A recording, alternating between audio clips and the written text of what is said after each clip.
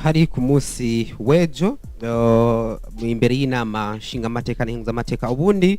inama nshingamateka n'inkenguzamateka bafite inshingano imwe bose no kurikirana ibikorwa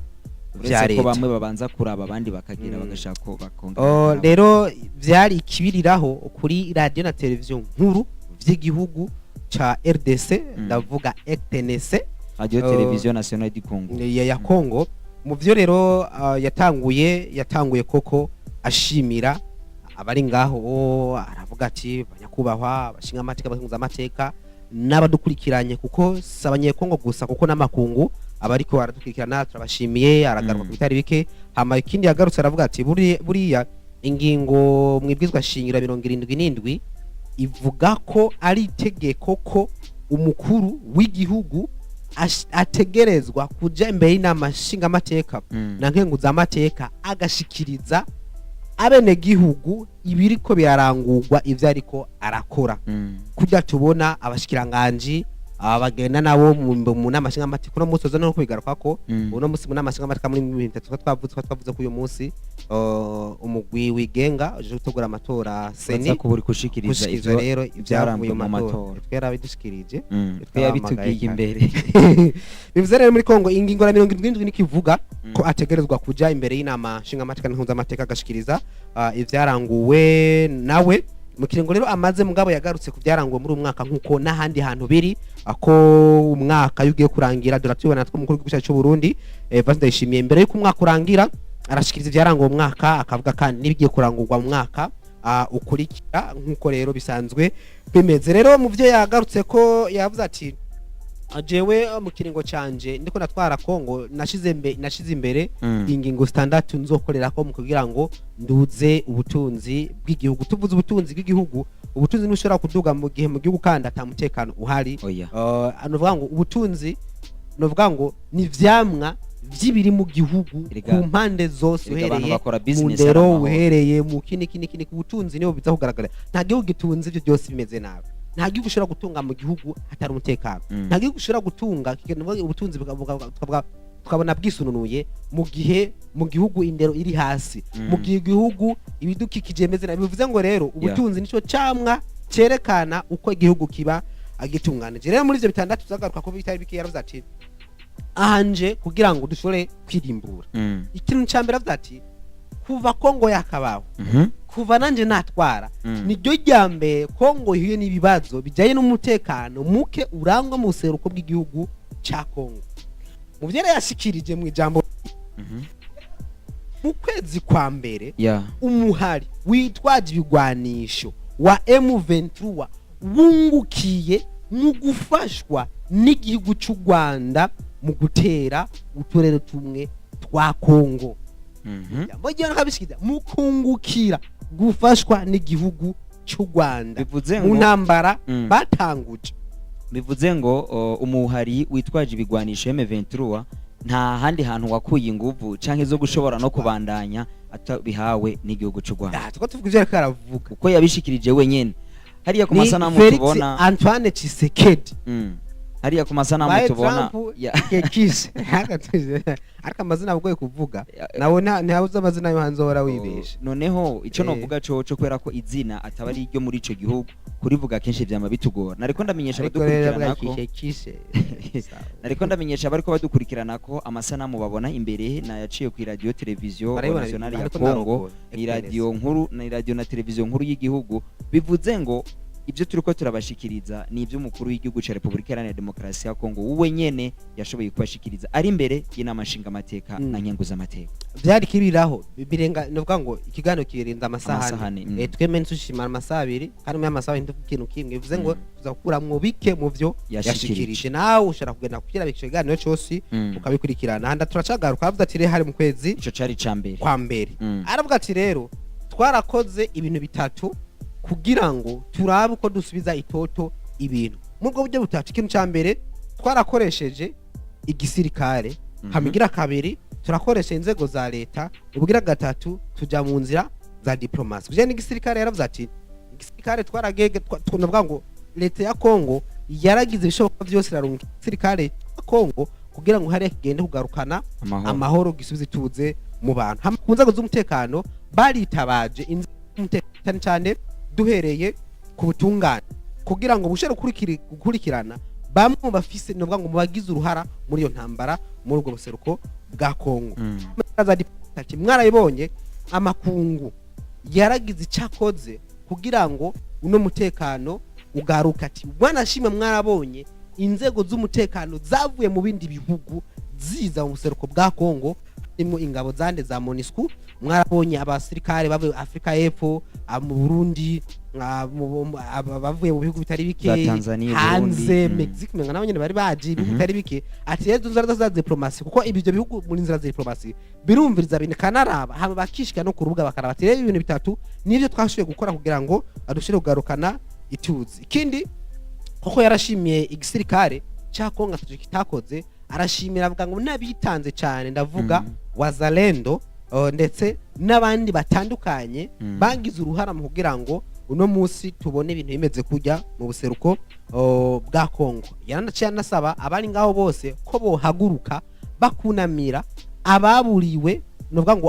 ngo abasirikare bapfiriye muri iyo ntambara, abasirikare ndetse nabo bose ko na wazalendo cyane harimo n'abatari abasirikare ngabo. Muri make abantu bose batakaje ubuzima muri iyo ntambara barahagurutse koko bose baravuga ati katubunamire. Hamashavuga ati kandi burya leta ya Kongo ifitiye ideni imiryango novuga ngo yaburiye ababo muri iyo ntambara. Tuzokwama tubibuka, ikindi tuzokora ibishoboka byose kwama twitaho iyo miryango yabo. Ikindi koko barahagurutse barakoma amashi barabunamire. Okay, acaravuga ati rero inyuma y'ivyo byose twarakoze rero bino bintu bitatu kugira ngo twongereze inguvu tubone umutekano, kugira ngo twifuze ko umutekano ugaruka. Ikintu cya mbere yavuze ati muri ubwo buryo ati twarongereje uburyo mu bijyanye no guhanahana amakuru mu nzego za gisirikare ziri ku rugamba. Cya kabiri ati ubwoko bw'umutekano bwarongerejwe ubunyamwuga. Muri make bararonse amahugurwa cyane inyigisho zindi zisumbuye zishobora gutuma babandanya bakora akazi kabo neza. Kigira gatatu mu bijyanye n'indero ku bari ku rugamba. Ari twaratse kuri bitatu. Ikintu cya mbere cyoco, ikintu cya twavuze kijyanye no kuvuga ngo uburyo bwo guhanahana amakuru. Ikintu cyakozwe kuko ubwa mbere bo yarabishikirije atwo turacyagura kuko yarabisigura cyane. Yaravuze ati twarumva ati ubwa mbere vyare kuko wabona abasirikare novuga ngo twabona nk'abaye mu ventura baduturukiye ugasanga harabaye kurasana, ugasanga rimwe biratuguye. Mugabo ubu biroroshe ko dushobora kumenya baraha tugeza aha, hari bitari bikere byakozwe kugira ngo amakuru yongerekane, bamenye n'uburyo bashobora kugira bashobora guhangana nabo. Hamikije nyamwuga koko bararose amahugurwa ibijyanye na gisirikare. Yaravuze ko hongerejwe ibikoresho bya gisirikare, inguvu, umva tuvuze ubunyamwuga harimo ibintu byinshi bijanye n'ubunyamwuga mu bya gisirikare. Abaciye mu gisirikare cyangwa baza amakuru yaho baca babimenya. Na discipline bino mu bintu yagarutse ko ariko aravuga ko cy'Urwanda tuza kurangiriza ko kuko hari abasirikare koko yagarutse ku bitwe nabi bamwe bamwe ati kuri aya mahugurwa yabaye harawe n'akantu ka discipline. Hari ivyo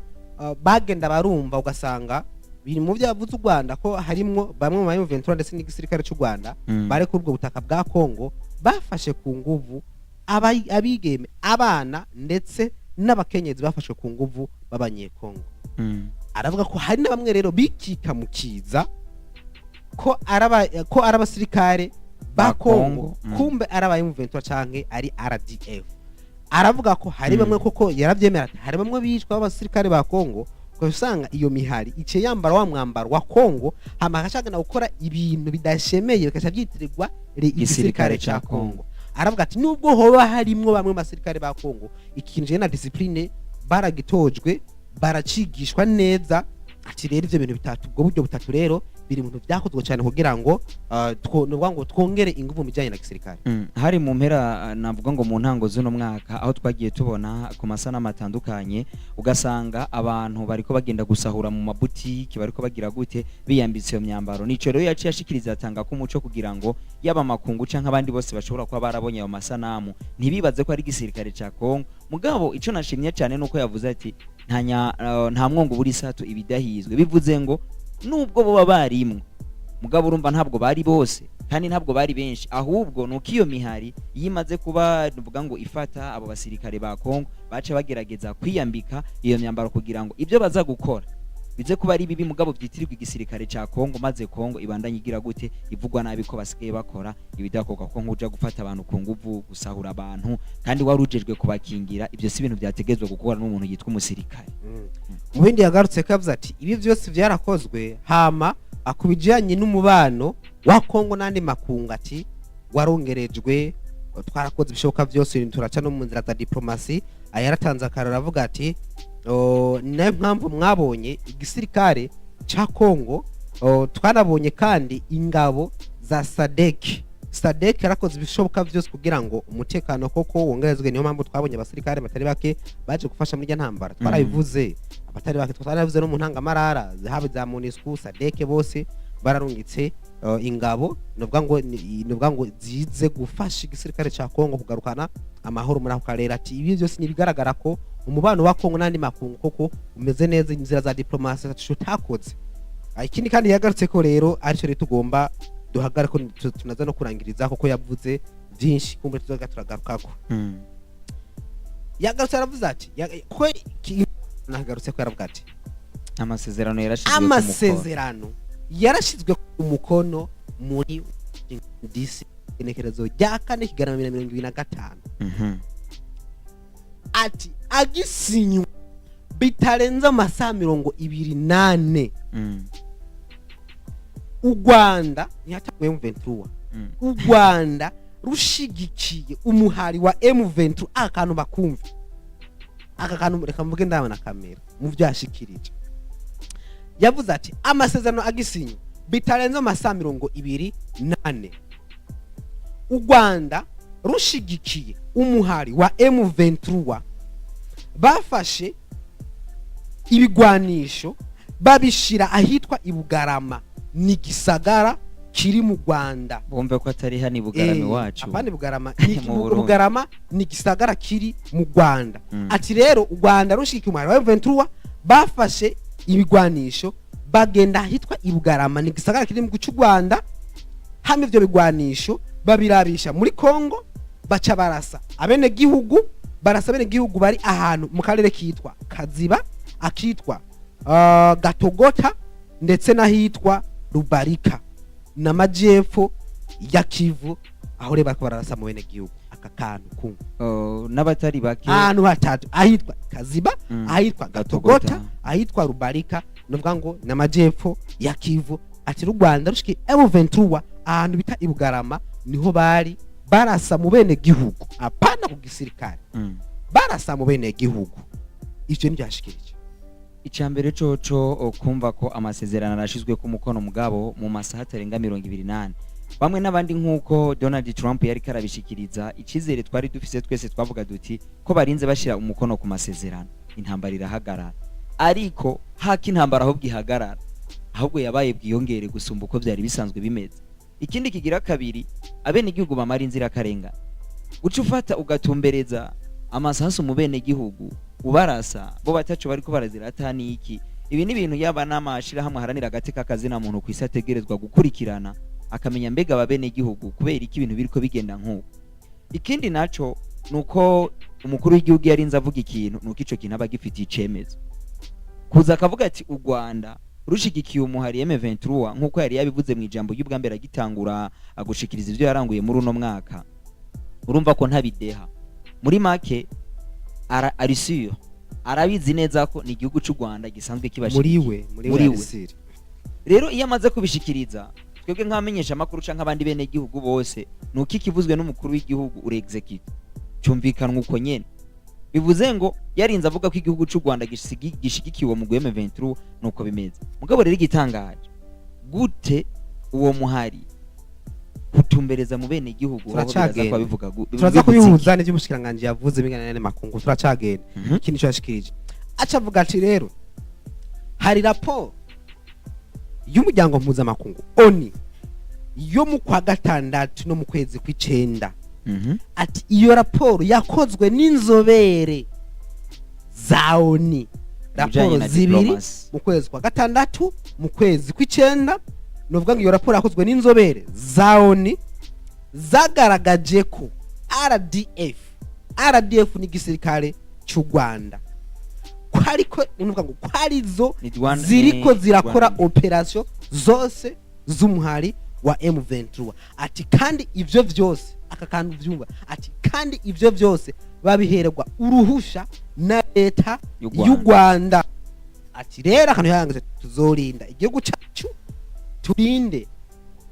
abene gihugu bacu atariko kandi amasezerano yose gusinyirwa i Washington DC dufise icizere ko hari inzira azoca mu bijanye n'ikintu umutekano aha ngerageze ntabyo shaka ruswa muganga ngaru je nka commentaire yanje kukintu icyo yizereye kwa amasezerano ni mu marya amasezerano ikintu cyagira gatatu hari uko inovuga ngo ikizokogwa ari ukubutungane buzokurikira bukora amatohoza kuba ari nyuma y'ibi byose hamwe abantu babihanirwa ari mama avuga ati jewe ndize amasezerano kumve rero mwa bino bintu byose yashikirije kuba izo nzobere zaoni avuga ati zarakoze raporo zigakora raporo ajya ngucegeranyo shatanzwe ryari umukozi wa 6 no mukozi w'icenda raporo zibiri zakozwe na ONU kandi avuga ati inzobere umukozi wa 3 no mukozi w'icenda zagaragaje ko RDF gisirikare cy'u Rwanda arico gikora operation novuga ngo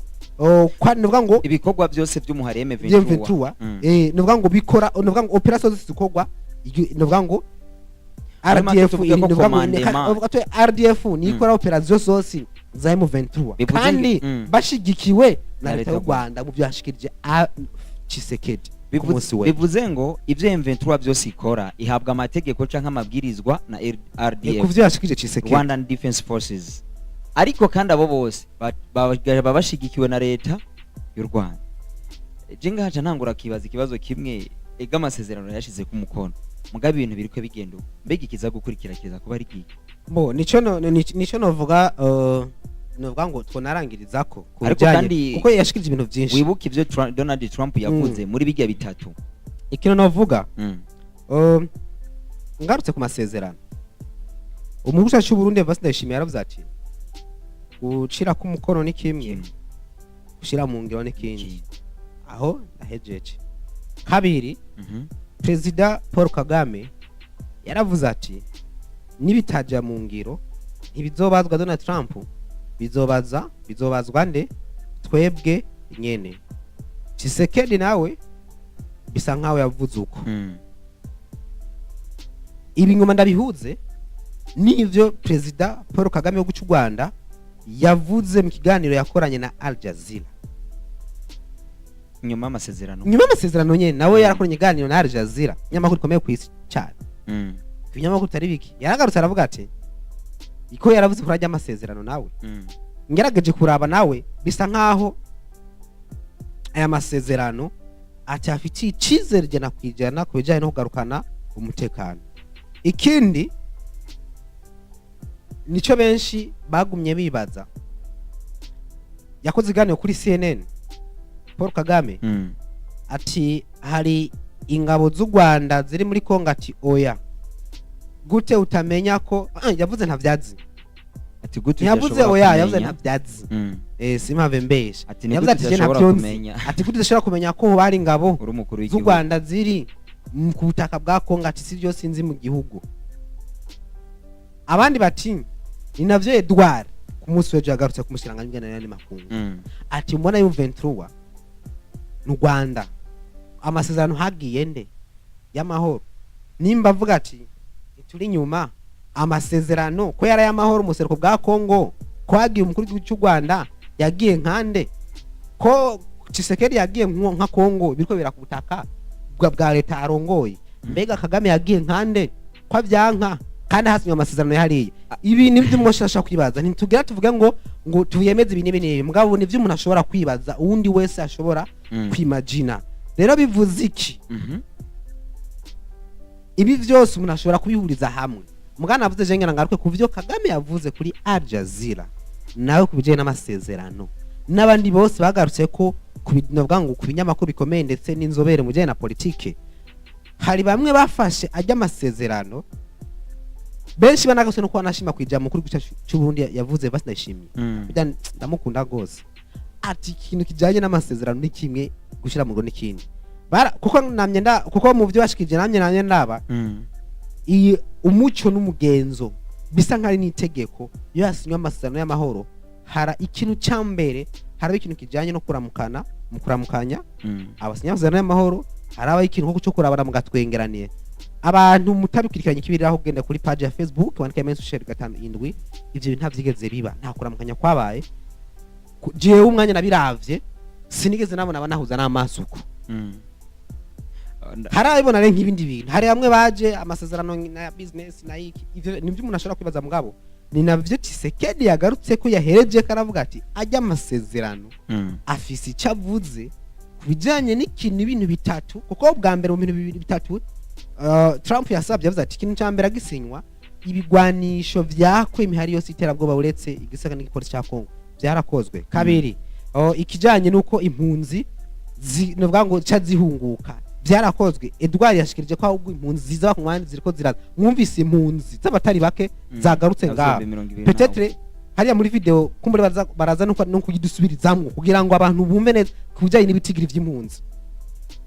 peut-être abantu ngamo bamaze kuno hatete bumve ibitigiri vy'impunzi novuga ngo zakiriwe ubunyene bivuze ngo ajya amasezerano rero ikintu cyambere nicyagiye mu ngiro kibijanye no kwakwirwanisho kigira kabijanye n'impunzi yuko zisubira habwo ziriko ziraza hamica gatatu kijanye n'ubutungane kuca gukurikirana abantu nicyo Tshisekedi yizeye kuca novuga ngo hakurikiranwa abari nyuma y'intambara yose ni inkuru twariko turabashikiriza yo mu gihugu ca Republika Iharanira Demokarasi ya Kongo aho umukuru w'igihugu ciyo ca Republika Iharanira Demokarasi ya Kongo canke DRC canke RDC mu gifaransa yari karashikiriza bamwe n'abandi ugerageje kuraba ivyandikwa n'ibinyamakuru bitandukanye ku isi hari bamwe bakubwira ati mbega n'amasezerano yo gusigana inkore ku maso mbega niki gute amasezerano asinywa mugabo ntaje mu ngiro aha no kuvuga ngo ibijanye n'ivyo nk'umwene gihugu ashobora kwibira aho nivo yiwigera nivo yiwahigera nkaho ushobora kwiyumvira ivy'iwawe nshobora kwiyumvira ivy'iwanje mugabo twebwe nk'abamesha makuru nk'uko turi ngaha amasezerano yarasinywe gusa nubwo aba yarasinywe twabishikije mu bintu bitatu baba bariyemeje nawe uri kurabikurikirana urashobora kwiha igicapu cayo masezerano navuze ikintu cyambije no kwakirwanisho kumbura shaka ko birakogwa ejo dushobora kubona mwaka ujye n'impunzi cya kabiri niyo mpamvu nasabye yuko before kutaje kino nkuru bashobora dusura muri video y'umushikiranganje twavuze mu nkuru ya mbere kugira ngo bumve ibijanye n'ibitigiri vy'impunzi nibaza video izakugarukira ngaho nyene tuzakuca tugenda no ku nkuru yacu igira gatatu muri big yacu mugabo bacha bayidusubirizamo kugira ngo bumve mu bijanye najya amasezerano hari kwakogwa iki ariko mugabo cyo twizera ko kunabivuze nivyo Tshisekedi yavuze burya je niko ndabona ibintu zova bihera inyuma cya gatatu cyo kutungane bukurikirana abazoba bari inyuma y'ibi byose nivyo twoshikiriza tuzatwemeza bicaga biriya twe tuvuga ibintu bihari twavuze umushikiranganje yashikirije byezo kandi ngene ni makungu turaje turavuga kandi ivyo Tshisekedi ku munsi yashikirije imbere n'amashinga amatekano y'inkingo z'amateka nk'umushingano zabo bakurikirana ibikorwa vya leta abishikirije kandi kuri radio na televiziyo nkuru vy'igihugu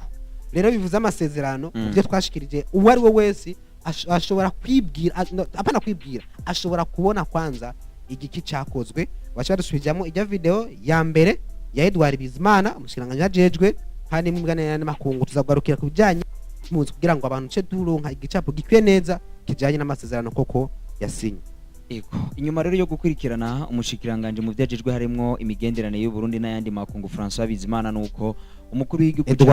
Edouard Bizimana nuko umukuru w'igihugu ca Republika Iharanira Demokarasi ya Kongo yatowe kwigenekerezo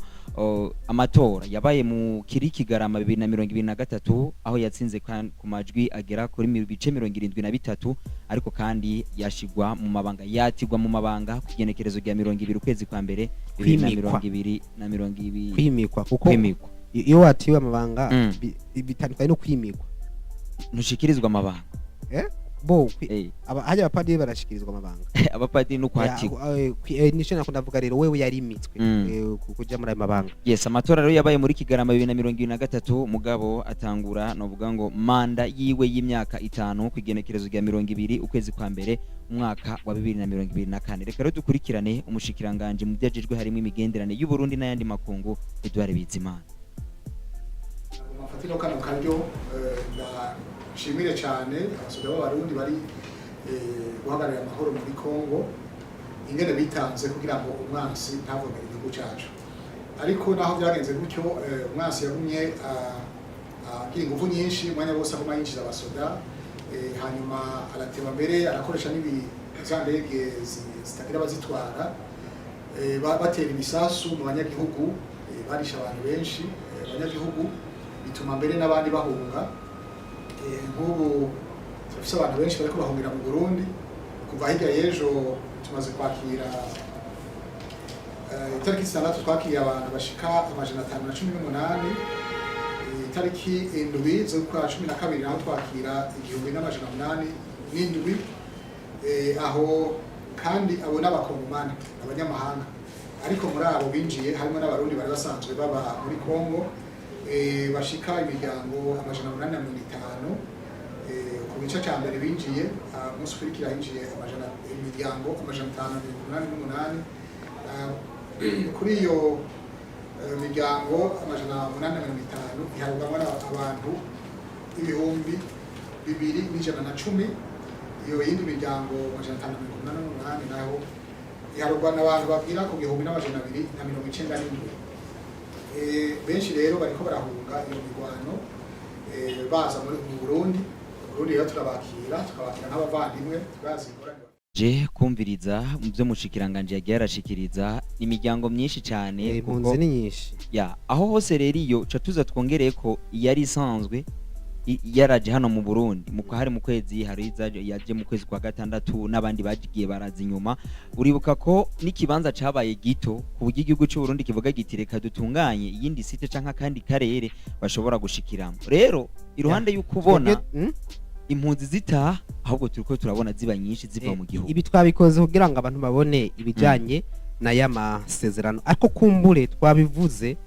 ni bukebuke kuko nimba intambara imaze imyaka nk'iyi bivuze ngo rero no gushoka si kujya ku imodoka ushoka gufata free biragenda bukebuke mugabo tudoraba uruhara rwamwe bose mu bijanye novuga ngo n'uruhara rw'amahoro muri leta ya Kongo yego yari inkuru yacu ya gatatu mu kanya tuze n'inkuru irangiza Big 4 yacu ya gatatu